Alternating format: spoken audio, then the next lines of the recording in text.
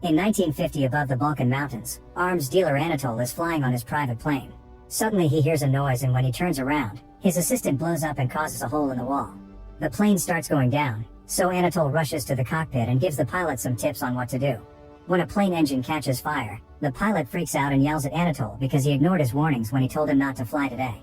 If they survive, the pilot will report him to the aviation authority.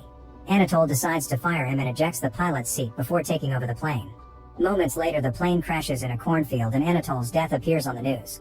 Anatol's soul is now in the afterlife next to his grandmother, who doesn't seem to know him. A divine court discusses whether Anatol is worthy of heaven before he wakes up in the plane wreckage, severely wounded but still alive. He crosses the cornfield and interrupts a reporter who is currently interviewing the pilot on TV, so now all the newspapers have to announce that he's alive. Later in his mansion, Anatol is taken care of by a whole team of nurses.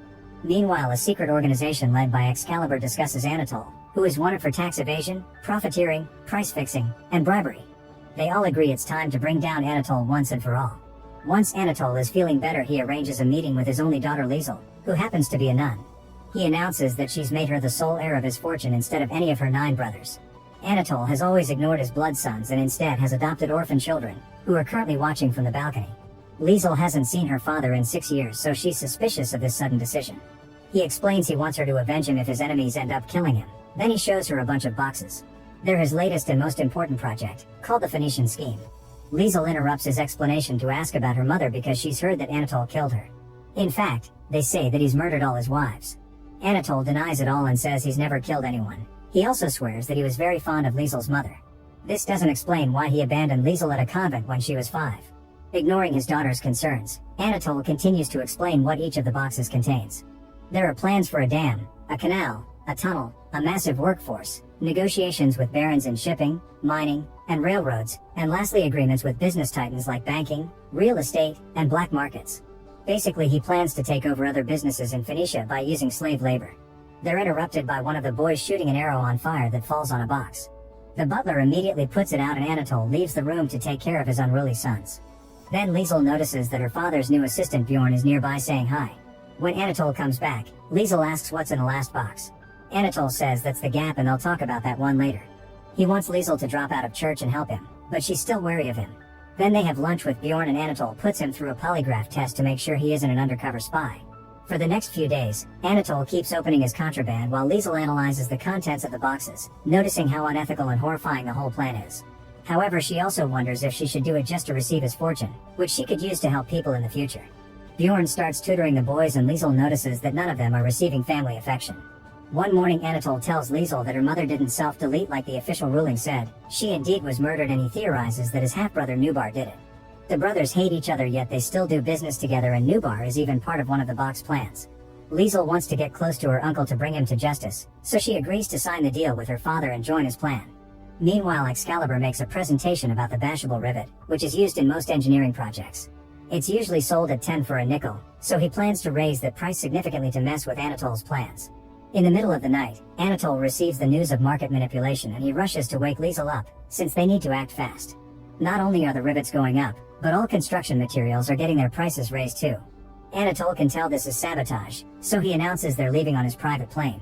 He's hired 2 arsonists to burn down the house if they end up needing the insurance money. Now they'll have to travel to every partner in the plan to renegotiate all their agreements. Excalibur informs his board that Anatol is on the move. He's also discovered that such a large number of assassination attempts have left Anatol with severe head trauma. During the flight, Liesel notices that they're carrying a strange box and her father explains they're hand grenades. She asks if he's used them before, but he refuses to answer. Then Anatol puts Bjorn through another polygraph test and leaves him in charge of the bag containing all his cash. Liesel and Bjorn start chatting and get to know each other better. Bjorn admits he doesn't believe in God and calls Liesel lovely. When they're about to land, Anatol reveals that he doesn't have a passport because he's a citizen of nowhere and he doesn't need human rights. Suddenly they hear a noise and Anatol casually mentions the bomb from last time, which causes Liesel to start praying. Sometime later they make it to a mountain where a locomotive tunnel is being built. While they watch the project, Anatol tells Liesel that he never lost interest in her. It turns out all these years his people have been spying on her and reporting her life progress. At that moment a group of assassins arrives on camels and Anatol tells his driver to get the grenades from the car while Liesel reveals she has a knife. However, the driver is immediately shot down. Before the rest of the group can be shot too, Prince Farouk and his bodyguard arrive with open fire to scare the assassins away. Farouk compliments Liesl's looks and says it's a pity she's a nun before gifting them a fancier knife. In return, Anatole gifts him a grenade. Afterward, they explore the tunnel, which shakes as they pass through. Liesl worries that it may not be safe since the tunnel is still under construction, but Anatole tells her not to worry. Both Farouk and Bjorn offer to hold her hand to comfort her, but she turns them down. At the end of the tunnel, they find a bunch of workers and the financier brothers Leland and Reagan. They're angry because Anatole has modified their contract to increase their contributions to the project. After an argument that goes nowhere, Anatole offers to settle this with a basketball game.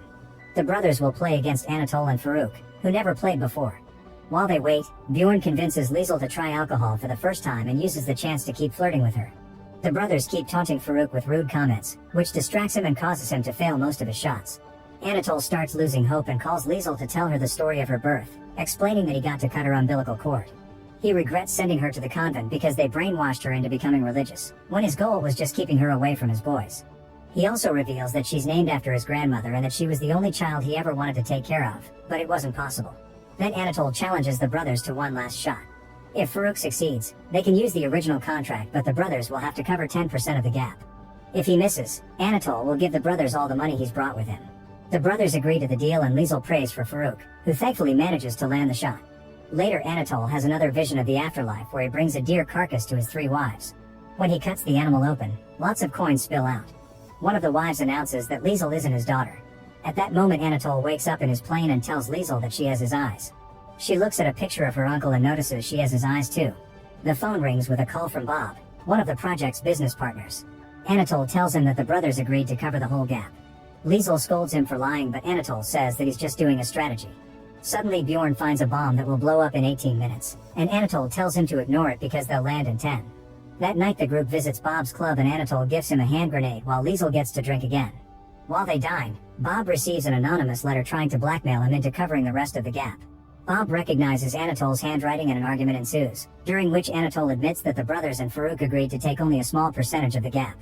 Their argument is interrupted when a guerrilla unit led by Sergio bursts into the club and opens fire, intending to rob the place and the clients.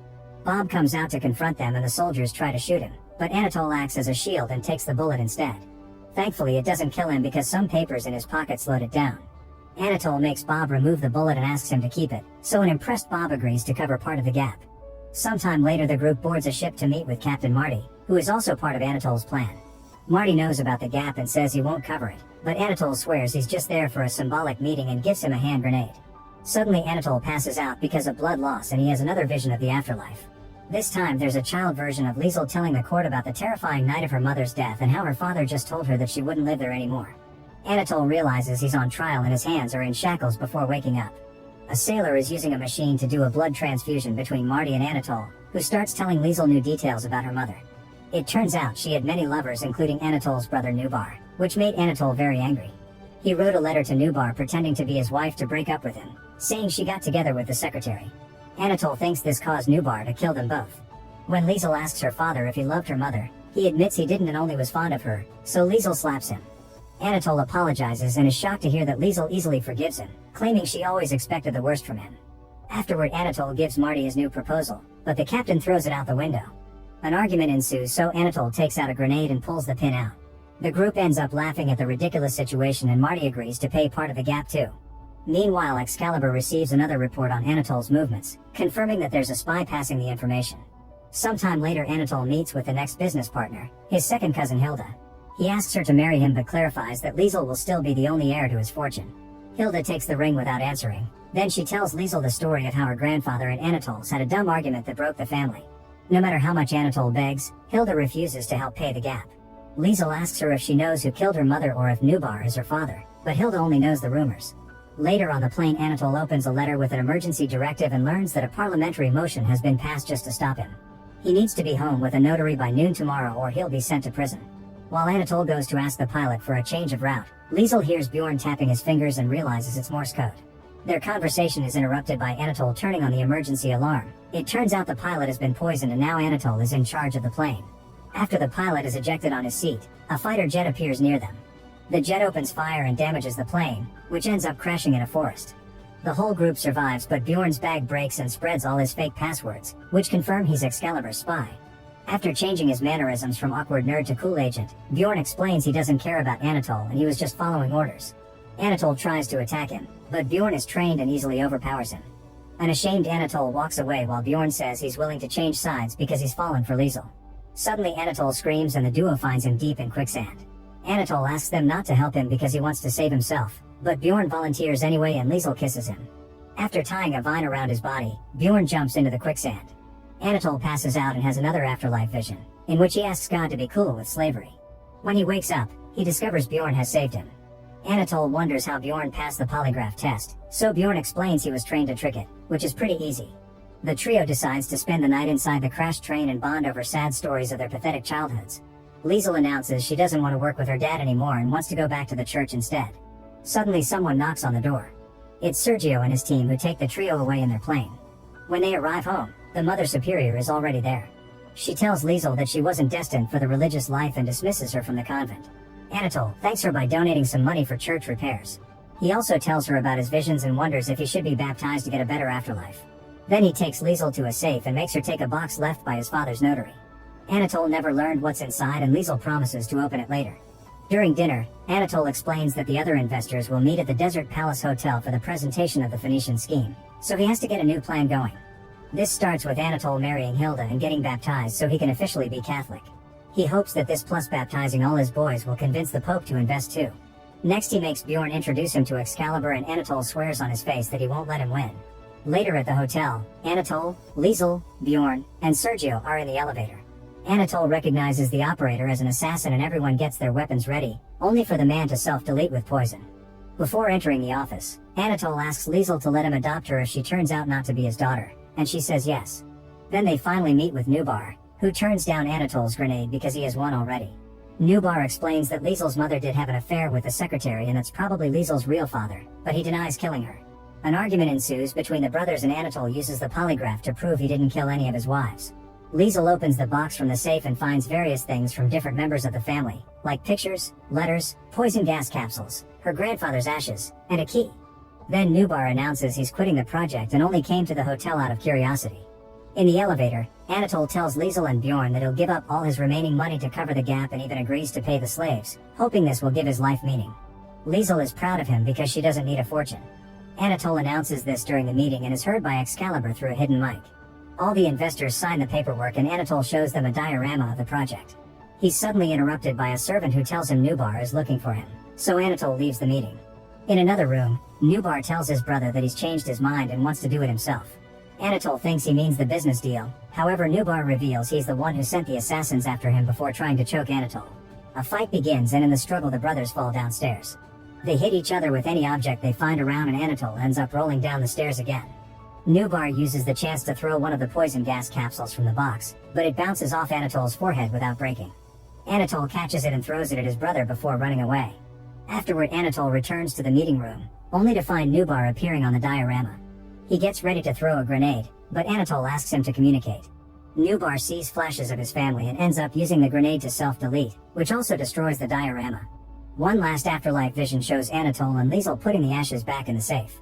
Sometime later Anatole is living a humble life with Liesel and all the boys, who are finally getting the family love that they deserve. Bjorn has quit Excalibur's agency and now works at a school. Hilda has annulled her marriage to Anatole and has started her own camp. Anatole has opened a restaurant and Liesel helps him as a waitress. When Hilda returns the ring, Bjorn uses it to propose to Liesel. After a long day of work, Anatole and Liesel enjoy their time together playing cards. Liesel hopes that the Phoenician scheme at least provides people with honest work.